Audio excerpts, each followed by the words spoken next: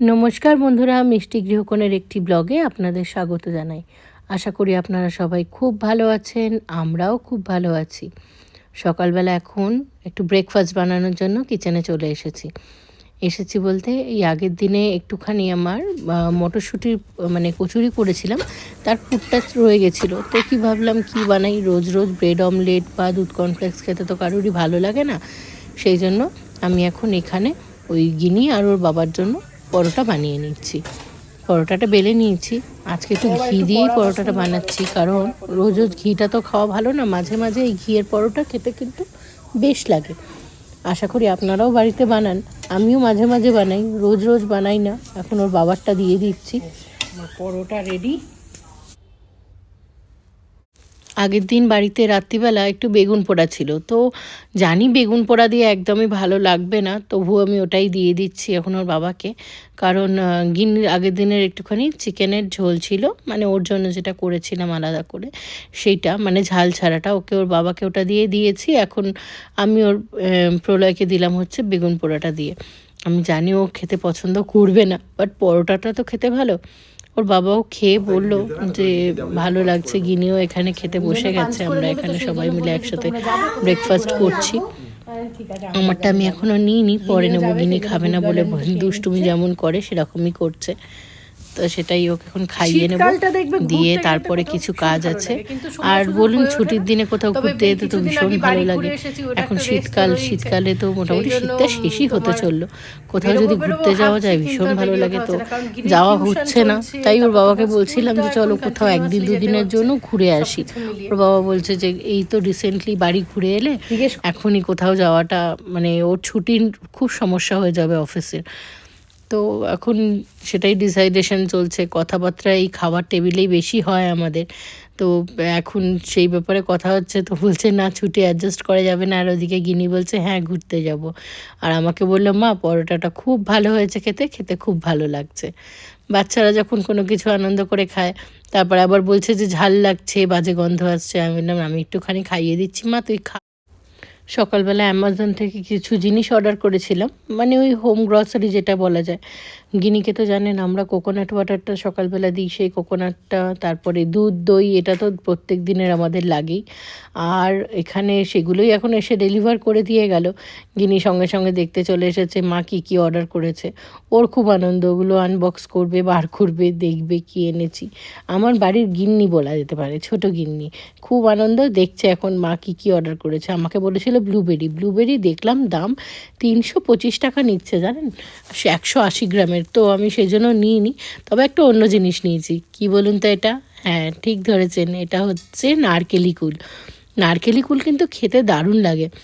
ছোটোবেলায় মনে আছে আমরা যখন সেই বাবারা নিয়ে আসতো বা বাজারে বাড়ির সামনে দিয়ে যেত, আমরা কিনে খেতাম, অবশ্যই বড়রা কিনে দিত।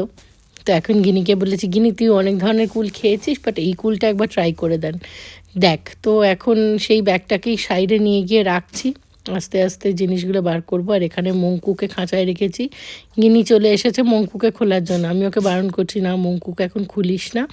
মঙ্কুকে নিয়ে সব সময় ওর আদর, সব সময় ওর খেলা। পাখি কুকুর এগুলো তো জানেন আমার বাড়িতে সব সময় থাকেই। আর এই মঙ্কুটাকে আগেরবার যখন বাড়ি গেছিলাম তখন কিনে নিয়ে এসেছিলাম। মঙ্কু হচ্ছে একটা মঙ্ক প্যারাকিট, সেই জন্য আদর করে নাম দিয়েছি মঙ্কু।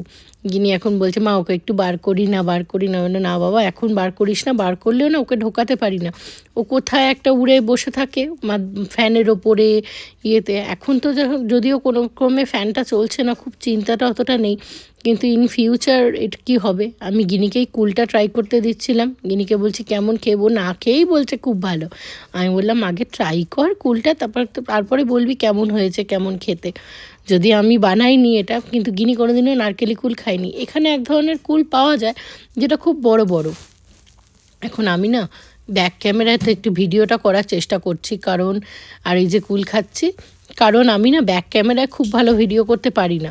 তো ভিডিওটা করার জন্য আমি ব্যাক ক্যামেরায় ট্রাই করছি, যে যদি করতে পারি তাহলে আপনাদের সাথেও ভালোভাবে শেয়ার করতে পারবো, ওটাই ট্রাই। এখন আমরা বেরিয়ে পড়েছি সবাই মিলে। এখন একটুখানি যাচ্ছি হচ্ছে প্রলয়ের অফিসে। আজকে এখন এখান থেকে ওর অফিসটা অনেকটা দূরে, ওদের অফিসে আজকে পাঞ্চ করে আসতে হবে। তো পাঞ্চ বলতে ওদের ওই অ্যাটেন্ডেন্স দেওয়ার ব্যাপারটা, আজকে সেরমভাবে ওদের কোনো কলস মিটিং নেই, তো অফিসের ওদিকে যাচ্ছে। তো আমি বললাম যে আমাদেরকেও একটু নিয়ে যাবে, তো এক কথায় দেখলাম রাজি হয়ে গেল। আর গিনি ওর পাপার অফিস দেখেও নি, আমিও মানে বললাম যে চলো তাহলে আমরাও একটুখানি তোমার অফিসটা দেখে আসি। তো রাস্তা দিয়ে যাচ্ছি, রাস্তা দিয়ে মোটামুটি এখন ট্রাফিক অতটা নেই, তো অসুবিধা কিছু হচ্ছিল না। ওয়েদারও বেশ ভালো, কিন্তু ঠান্ডাটা কমে গেছে জানেন তো, ঠান্ডাটা কিন্তু আর সেরমভাবে পাচ্ছি না। গরমকাল পড়ে গেলে আর দেখতে হবে না। এখন প্রলয় ড্রাইভ করে আমাদেরকে নিয়ে যাচ্ছে অফিসে। এখন রাস্তা দিয়ে যেতে যেতে প্রলয় বলছে যে কোথাও একটুখানি দাঁড়িয়ে গেলে ভালো হতো, কারণ মনে হচ্ছে গাড়ির চাকার হাওয়াটা একটু কম। আমি বললাম এখন ছেড়ে দাও, এখন যাচ্ছি যখন তখন আসার সময় একবার দেখে নেব বা অন্য কোথাও। এখন তোমার অফিসের আগে তুমি অ্যাটেন্ডেন্সটা করে নাও, সেটাই বেটার হবে। ওর তো সকালে এখন মানে মানে রোজ রোজ এখন অফিস যেতে হয় না, কিন্তু বাড়ি থেকে অফিসটা ওকে করতে হবে। আর গিনিকে জিজ্ঞেস করছি গিনি কী খাবি, গিনি বলছে ধোসা খাবো। ওর তো অ্যাজ ইউজুয়াল ধোসা ছাড়া ওর কিছু ফেভারিট নেই। মাঝে মাঝে আমার মনে হয় বাঙালি না দক্ষিণ ভারতীয়, সেটাই আমার সন্দেহ হয়। তো এখনও ওর অফিসের কাছাকাছি, এখনও অনেকটা দূরেই রয়েছি, কাছাকাছি আসতে এখনও অনেকটা সময়ই লেগে যাবে। তো ওখানে তো ভিডিও সেরমভাবে অ্যালাও হবে না, তবুও আমি যদি মানে চেষ্টা করব যদি কোনো রকমভাবে একটু ভিডিও ক্লিপ আপনাদের সাথে শেয়ার করতে পারি। আর রাস্তাঘাটটা দেখতে পাচ্ছেন কি পরিষ্কার, কি সুন্দর। আমার এই জন্য জানেন তো ব্যাঙ্গালোরের রাস্তাঘাট ভীষণ ভালো লাগে, এত পরিষ্কার পরিচ্ছন্ন, এত সুন্দর।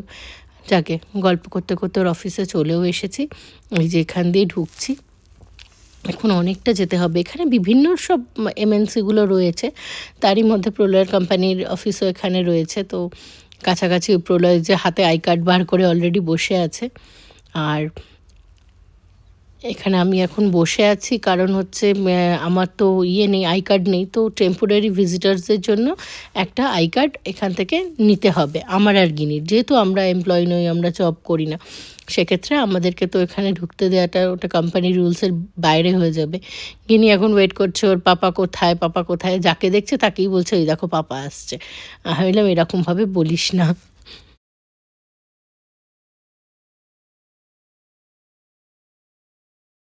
ওই যে আমার মেয়ে আই কার্ড ঝুলিয়ে গলায় দাঁড়িয়ে আছে, আমার গলাতেও অবশ্য একটা আই কার্ড রয়েছে। ও এত সুন্দর ফাঁকা স্পেস পেয়েছে, বলছে মা পাপার অফিসে কেউ নেই কেন? আসলে পাপার অফিসে এখন লোক থাকবে কি করে। আর এখানে আমরা এখন ইভিনিং স্ন্যাক্সে কিছু খাবার নিয়ে নিয়েছিলাম, প্রচণ্ড খিদেও পেয়ে গেছিলো। তো সেই জন্য এখানে আলু পরাঠা, আর এদিকে একটু স্যালাড, মানে প্রোটিন স্যালাড নেওয়া হয়েছে, দই, আর এদের একটা সাউথ ইন্ডিয়ান কারি দিয়েছে। ওর বাবাও সেম নিয়েছে, বাট গিনির তো জানেন সেই ডোসা ফেভারিট বললাম, সেই জন্য ও বললো পাপা ডোসা খাবো।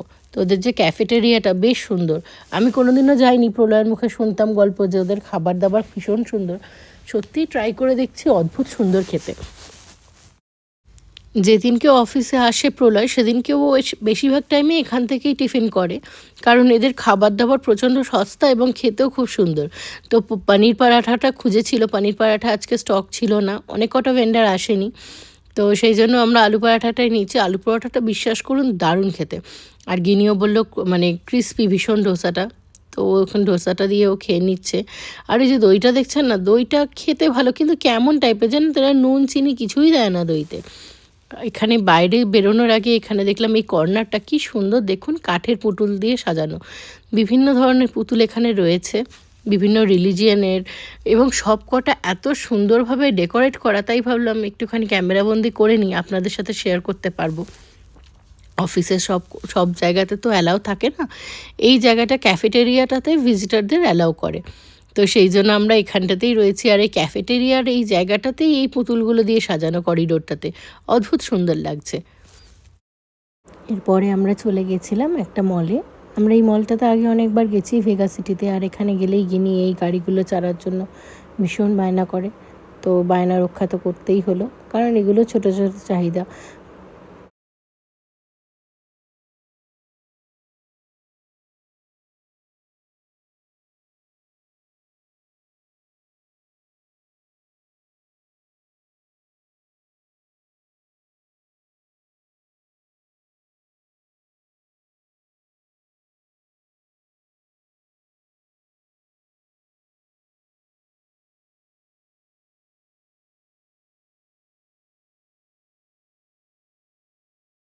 গিনির গাড়ি চাপা হয়ে গেছে। এখন আমরা একটুখানি এসেছি হোম সেন্টারে। হোম সেন্টারে আসার কথা ছিল না, বাট এলাম কারণ হচ্ছে আমি এদের এখান থেকে এর আগে একবার একটা মানে ফ্লাওয়ার ভাস নিয়েছিলাম। ফ্লাওয়ার ভাসটা বহু পুরনো ছিল, প্রায় 7-8 বছরের পুরনো। তো আমি সেটাই জিজ্ঞেস করলাম, ছেলেটা বললো না ওই রকম ধরনের ফ্লাওয়ার ভাস এখানে নেই। আর গিনিকে আমি এখানে বারণ করছি কোনো কিছু হাত দিস না, কিন্তু কারণ ও তো বাচ্চা, যদি হাত দিয়ে দেয় পড়ে গিয়ে যদি ভেঙে যায় সেক্ষেত্রে তো একদম সেটার পুরো টাকায় কম্পেনসেট করতে হবে। এখন আমি জিনিসপত্রগুলো দেখছি, দেখুন কি সুন্দর, যা দেখি তাই যেন মনে হয় নিয়ে নিই। হোম সেন্টারে আসলে আমার এই এক বাতিক, আমি কোনো কিছু ঘরের জন্য নেব। তবে এবারে আমি শুধুমাত্র এসেছি ফ্লাওয়ার ভাসটা নিতে, কিন্তু জানেন তো ওই ফ্লাওয়ার ভাসটা পাচ্ছি না। এই যে দেখতে পাচ্ছেন গ্রিন কালারের, এরকমই ছিল ছোট রেড কালারের, আমার বেসিনের পাশটাতে থাকতো, কিন্তু ওটা সেদিনকে পড়ে গিয়ে ভেঙে গেছে আর মনটা প্রচণ্ড খারাপ হয়ে গেছে। তো ভাবলাম যে দেখি, কিন্তু ওই জিনিস আমি কোথাও পাচ্ছি না। আমি দেখি অনলাইনে ট্রাই করে, এখন ওর বাবাকেও বললাম যে আমার চোখ যদি এড়িয়ে যায় তুমি একবার ট্রাই করে দেখো যদি কোথাও পাও। আর এখানে আসলে তো মানে মনটা এত ভরে যায়, মনে হয় সবই নিয়ে নিই ঘর সাজানোর জন্য। ভীষণ ভিড়ও ছিল হোম সেন্টারে, কোনো সময় আমি হোম সেন্টারটা খালি পাই না। যাই হোক, এখন আর কি করব।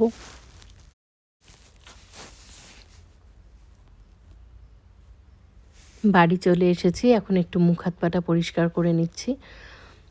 আর এসে তো একটু মেকআপ টেকআপগুলো তুলতেই হলো, মেকআপ বলতে হালকা। এখন আজকের দিনটা বেশ ভালোই কাটলো, আর ওরা সবাই শুতে চলে গেছে। এখন আমার একটা কাজ বাকি আছে, ভাবলাম আপনাদের সাথে একটু শেয়ার করে নিই। এই যে এখানে কি ভিজিয়েছি বলুন তো, এখানে ভিজিয়েছি হচ্ছে আমার ডোরম্যাটগুলো। বাড়ির যে নিচের যে ডোরম্যাটগুলো থাকে, ওপরেরগুলো একদিন ভেজাই, নিচেরগুলো একদিন ভেজাই।